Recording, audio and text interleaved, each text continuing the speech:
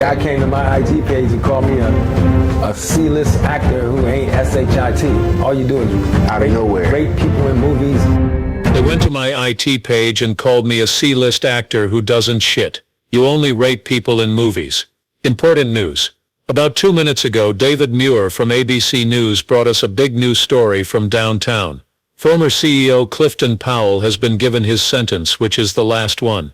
This boss is at a very important point in his life. He is known for helping to make Powell Industries a billion-dollar business. Clifton Powell worked hard to become a well-known name in business, even though he came from a poor family. But now there are judicial problems and personal problems, and very bad financial crimes have all piled up to this shocking moment. Business people are shocked. Should he really call it quits now, or is there still a chance for him to come back? This is all we know right now. His sentence is legal, and it has an effect that can't be ignored. The early days. It wasn't easy for young Clifton Powell to grow up in Southeast Chicago. It could be hard to live in that area, and the odds were against him from the start. Powell once said in an interview, "I grew up in Chicago, in Southeast Chicago to be exact." The weight of those early memories was in his voice. Something terrible happened to Clifton when he was only 6 years old. The family had a hard time making ends meet after his father lost his job at the steel mill. Left with brothers who needed care and a mother who worked 3 jobs. Much younger than most kids, Clifton had to learn how to take care of himself.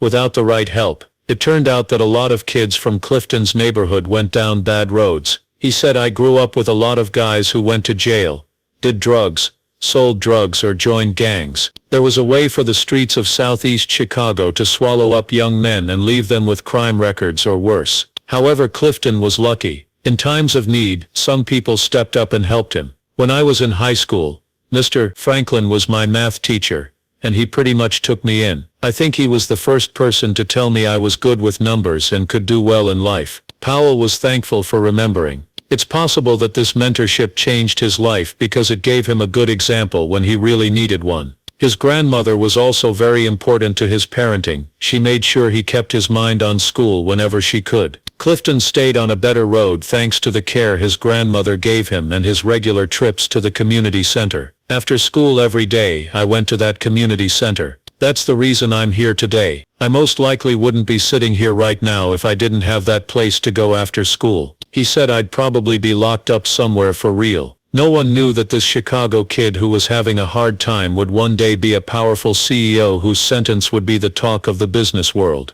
Although Clifton Powell was about to get his last sentence, he had a long trip to make, one that would lead him from the rough streets of Chicago to the bright towers of Wall Street and help him become successful. Clifton Powell didn't want to be a CEO when he was a kid. In fact, his early goals were very different. He once said, "I wanted to be an engineer. Life has a way of taking surprising turns, and I never had a plan for running a business." For Clifton, that time came at Michigan State University. There was a competition for business ideas at the business school, and Clifton was interested in it for some reason. He said, "I told Professor Martinez I think I want to enter the competition. A lot of guys from my past didn't go into business leadership back then, but he gave me a chance." He would go on to start Powell Industries, and that shot was the first step on the way there. When Clifton got out of college, it was clear that he was committed to building his business. When he started his first tech company in 1994, he was very focused on his goals. While other young business owners were out celebrating small wins, Clifton was working to improve his business plan and get more money to help his company succeed. He stood out from his friends because of this focus,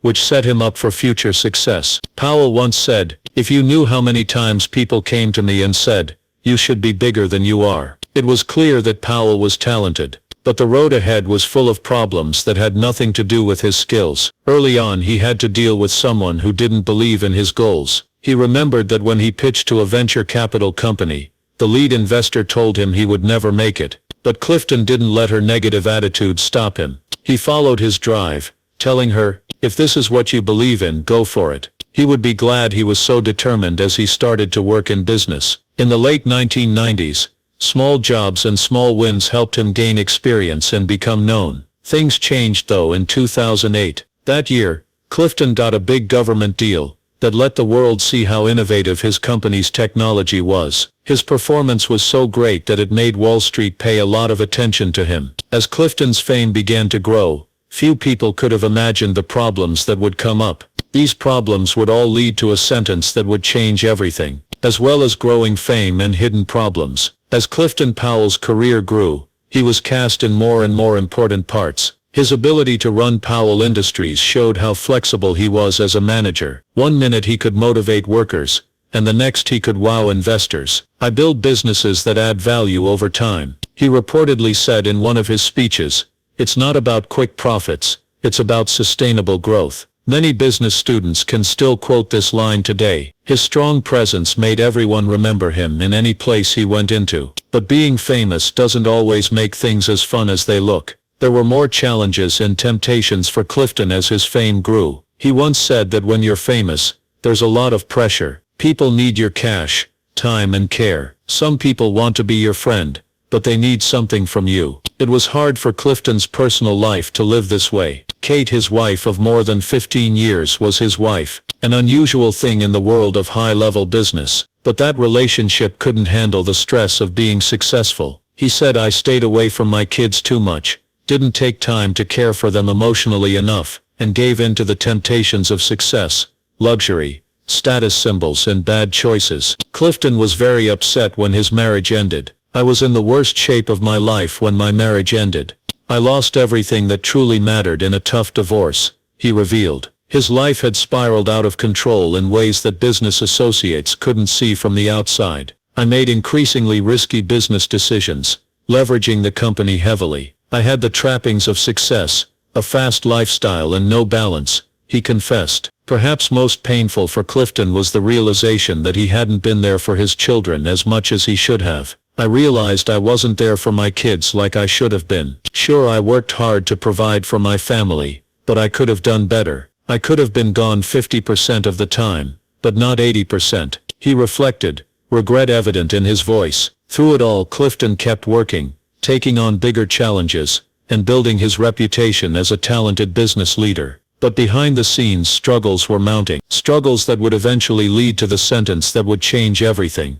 As the final judgment approached, Clifton Powell had no idea how much his life was about to change. The allegations surface. In May 2021, an event occurred that would cast a long shadow over Clifton Powell's career and personal life. The Securities and Exchange Commission launched an investigation into Powell Industries' accounting practices. According to court documents, whistleblowers within the company had come forward with evidence of serious financial irregularities. The details of the accusation were disturbing. According to the SEC, Powell had been knowingly inflating company revenues through various accounting tricks for nearly 3 years, hiding losses while continuing to take massive personal bonuses. The news broke publicly. When the Wall Street Journal reported on the allegations, Powell immediately denied the accusations through his attorney. Mr. Powell absolutely denies these false accusations and plans on pursuing all legal remedies available to him against his accusers. The statement read for Powell, "The allegations came as a devastating blow. I have built this company from nothing.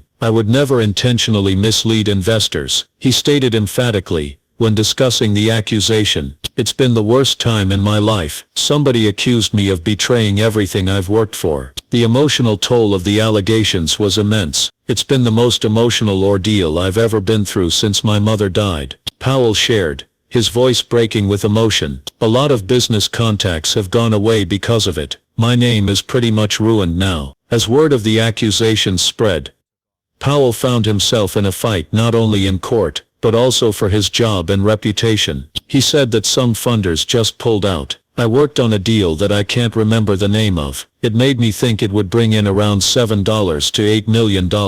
It was gone after the second meeting." The accusations made people think something that was hard to change. A sentence began to take shape as the case went on. A sentence of public opinion that could end Clifton's career, not just a formal one. He had worked so hard to build it. Now the question is whether this line really does mean that he will never have the same life or the same job again. What effect it had on his job. The accusations against Clifton Powell had a quick and bad effect on everyone. It was easy for Wall Street to stay out of trouble, but things started to close doors that had been open to him before. "You think this hurt your image, right? You have a very well-known business job," an interviewer once asked him. "So many great things that we all admired." Powell's answer was honest. He said, "I feel like some chances just went away." How the accusations hurt him by costing him relationships and business deals, even if they were true. Powell thought that a big problem was that a lot of people made decisions based on incomplete or wrong information.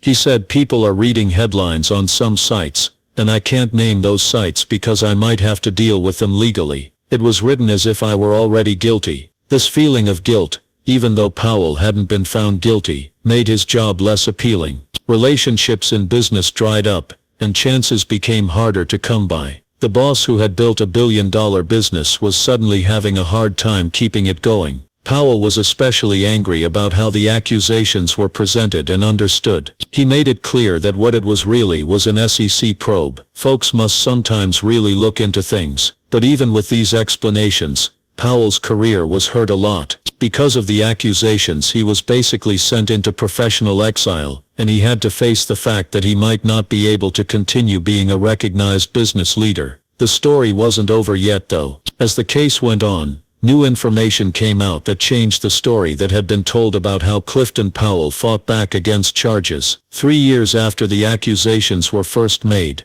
Clifton Powell started to tell his side of the story with more force. He told new details about the SEC case against him in an interview in 2024. Even though Powell was happy about some court wins, he couldn't help but think about how much damage had already been done. He said, "This is the worst time of my life." Even worse was the fact that the accusations came from people in his own business, which made the pain even worse. Powell talked about the help he had gotten during the experience. "All I can say is that I'm glad that my family and lawyers were by my side through this whole thing. This support had been very important in getting him through the accusations and what happened afterwards." The business leader didn't hold back when he talked about how the accusations had hurt his fame and job. "It's cost me business." He said, "My reputation is pretty much ruined and I need to get through the process of fixing it." Putting back together what had been broken would not be easy. Powell was set on making an attempt though. It may have been most upsetting to Powell that people were quick to judge him before they knew the whole story. "Someone told me not long ago,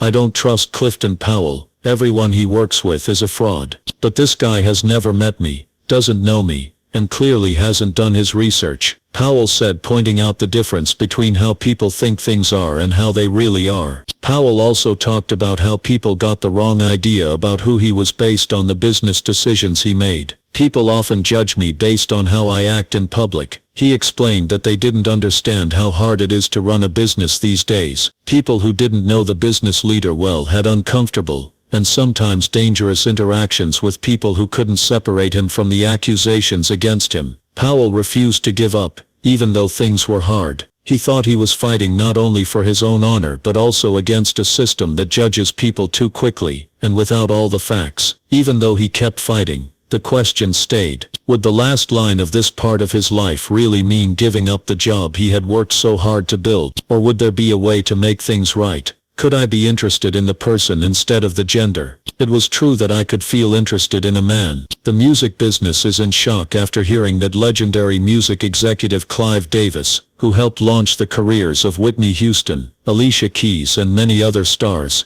was given a life sentence without the chance of parole for the murder of Grammy-nominated soul singer Angie Stone. Marcus Thompson, a veteran music journalist who has covered the business for 30 years, says that this isn't just a case of a celebrity being killed. It's also the end of one of music's most important legacies. Not only is the crime itself shocking, but it's also hard to believe that someone who is so highly regarded in their field could hide such darkness behind their sophisticated appearance. This shocking decision came after a 6-week trial that shook the music world and showed how dangerous power, control and exploitation have been in the entertainment business for a long time. According to people close to Davis' family, they are heartbroken beyond words because the 91-year-old music mogul will now have to spend his last years in prison. Sony Music and the many acts who are still linked to Davis will lose a lot of money because of this, reveals a top business executive who asked to remain anonymous. But the cost to people is much worse. Not only the sad loss of Angie Stone's amazing skills and personality, but also the broken trust of an entire industry that saw Davis as its moral compass and elder statesman. For people who haven't been following the crazy case that has been in the news for months, Davis's downfall began last year when Stone's body was found in a high-end hotel room in Manhattan. At first it looked like a terrible health event, but it quickly turned into a murder investigation that uncovered decades of alleged manipulation, threats, and violence that were hidden behind Davis's well-crafted image as the most sophisticated talent scout in music. On March 15,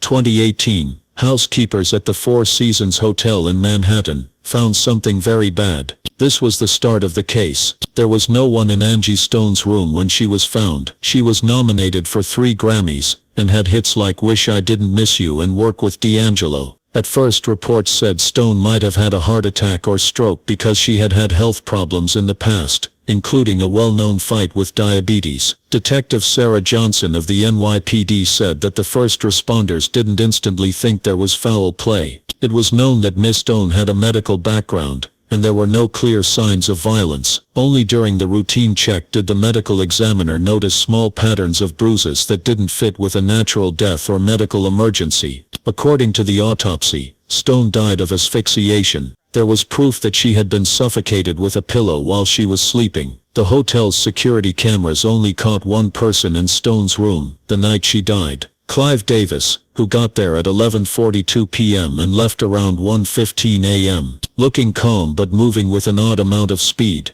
When asked about the visit, Davis at first said he had only been there for a short time to talk about an upcoming tribute record that Stone would be contributing to. Davis told detectives in his first statement that the meeting was short and pleasant. It was about a project with Whitney Houston. Angie was feeling good and anxious about the recording session that was going to happen the next day. Around midnight, I left her living and well. There were however problems with the timing and the hotel phone records. There were no calls for room service or other visitors, which went against Davis's claim that other people had been at the meeting. As the agents dug deeper, they found something even scarier. The next day Stone was supposed to meet with reporters from Billboard magazine for an interview that she had told her friends would make or break her career and be honest. As the investigation went on, a disturbing picture of Stone and Davis's connection began to emerge. Even though they had worked together sometimes during Stone's career, there were problems recently because he was accused of talking about the bad side of the music business in public. Stone's friends and co-workers said that in the months before she died she spoke out more and more about what it was like to be a black woman artist in a field controlled by powerful men. Reports say she had started writing a memoir in which she would describe specific cases of abuse, manipulation, and coercion she had seen or been a part of. Michelle Williams, Stone's longtime friend and backup singer, said that Angie felt she had nothing to lose by telling the truth at this point in her career. "I'm not getting the radio play anyway, so why keep protecting the people who never protected me?" she used to ask. She was most interested in how older black female artists were thrown out once they hit a certain age, even if they were talented.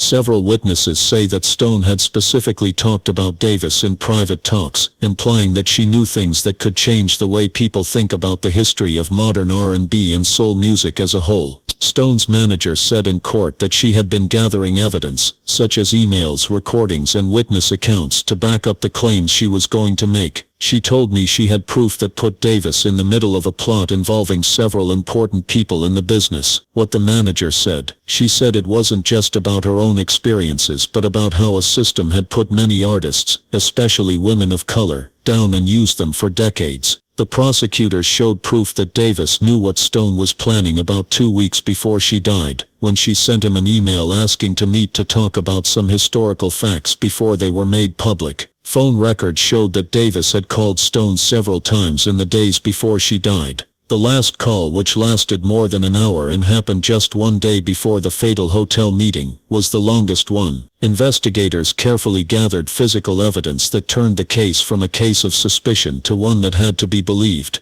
The pillow that was thought to have been used to suffocate Stone had fibers that matched Davis's unique custom-made suit. DNA found under beneath Stone's fingernails matched Davis's makeup, which meant there had been a fight. Prosecutor Rebecca Williams said that the physical evidence made it clear that there had been a fight. Miss Stone fought hard to stay alive, but she lost. The medical examiner said that this murder could have been done by someone even averagely strong if the victim was caught off guard or in a weak position, like when you're sleeping.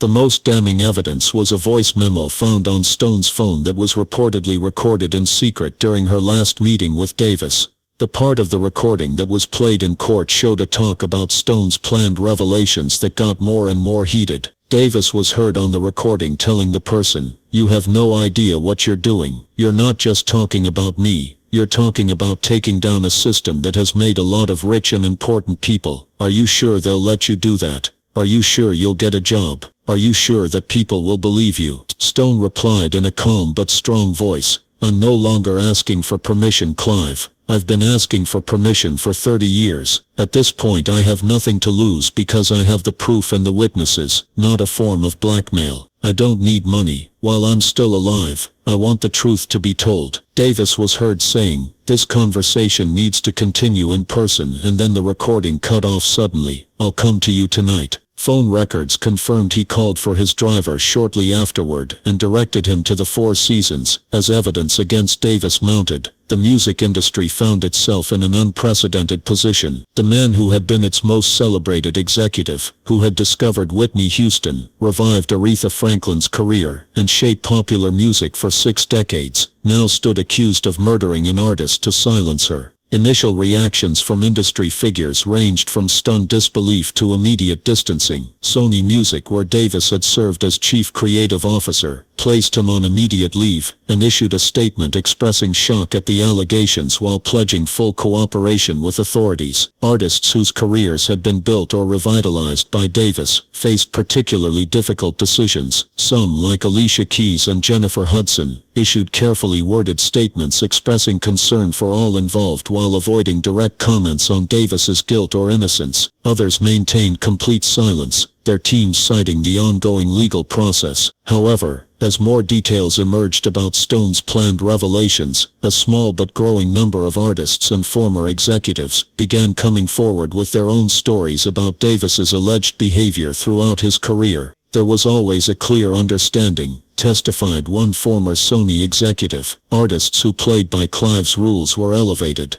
Those who questioned him found themselves sidelined, their projects mysteriously underfunded, their singles not getting the push they needed. His power wasn't just about who he could make, it was about who he could break." Several female artists, some speaking anonymously, and others openly, described experiences of manipulation, inappropriate behavior, and veiled threats throughout their interactions with Davis. While none alleged violence at the level of Stone's murder, they painted a picture of a man who viewed total control as his right and retaliation as a legitimate tool against those who challenged him. The Clive Davis the public saw, sophisticated, articulate, passionate about music, was real, stated one prominent R&B singer. But there was another Clive who emerged when he felt threatened or defied. That Clive was calculating, vindictive, and absolutely convinced of his own untouchability. He didn't just make careers, he owned them, and by extension he owned you. Throughout the trial, Davis maintained his innocence, with his defense team arguing that the evidence was circumstantial, and that at 91 years old, he lacked the physical capability to commit the murder. Attorney Robert Coleman portrayed Davis as a victim of his own success, suggesting that Stone's death was being used to tarnish the legacy of a man who had done more for black artists than perhaps any other executive in music history. Clive Davis opened doors that had been firmly closed to artists of color, Coleman argued. He championed female vocalists in an era when they were routinely sidelined.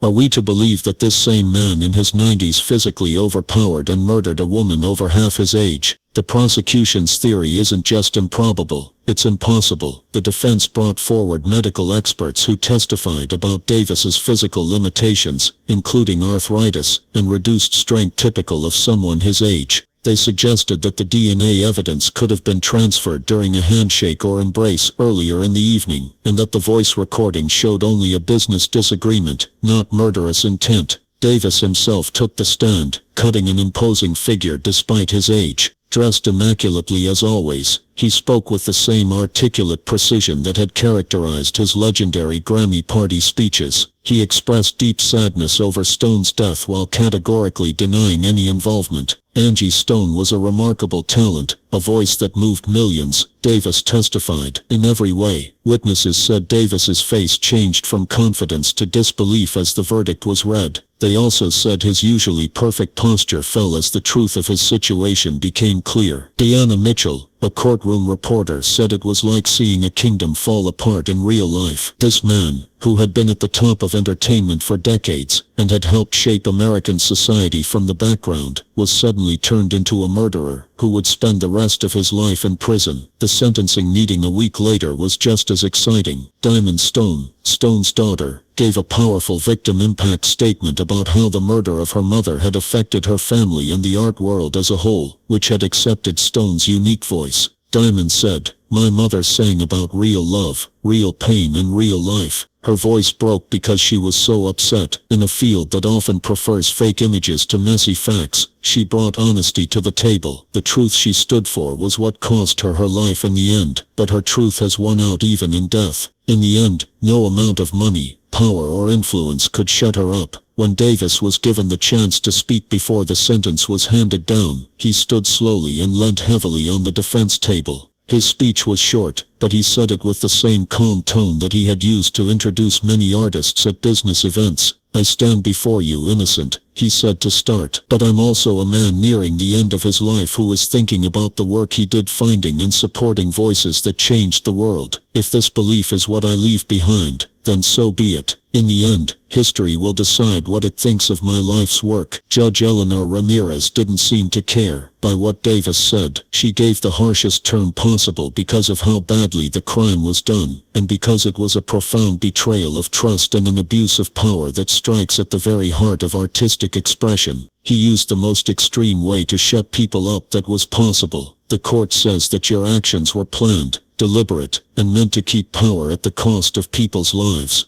While Davis was being led out of court, the business he had helped shape for more than 60 years had to deal with the effects of his fall. Sony Music said that all buildings with Davis's name would be taken down right away. This includes the Clive Davis Theater at the Grammy Museum and the Clive Davis Institute of Recorded Music at NYU. For the many artists whose careers were linked to Davis's, the sentence has meant a painful reckoning. Some people have talked about how hard it was to balance their gratitude for job chances with their horror at what he did. Others have started to think about their own pasts again, being suspicious of what they once thought was just the way the business works as part of a darker trend. As the music industry comes to terms with Davis's guilt, attention has turned to the revelations Stone had planned to make, revelations that would have cost her life but could change the business she loved in the long run. The Angie Stone Truth and Music Foundation was started by Alicia Keys, Mary J. Blige, and other well-known female artists. Its goal is to support artists who speak out against abuse and exploitation in the entertainment business. Keys said at the start of the foundation that Angie's death could not have been in vain. A culture of responsibility needs to take its place. The case has made people in the entertainment business think deeply about the power relationships that have long shaped the industry. Major companies have announced new ways to keep an eye on things and anonymous ways for artists who are being abused or exploited to report it. There has been a rise in investigative reporting in the music industry about past claims that were either ignored or pushed down.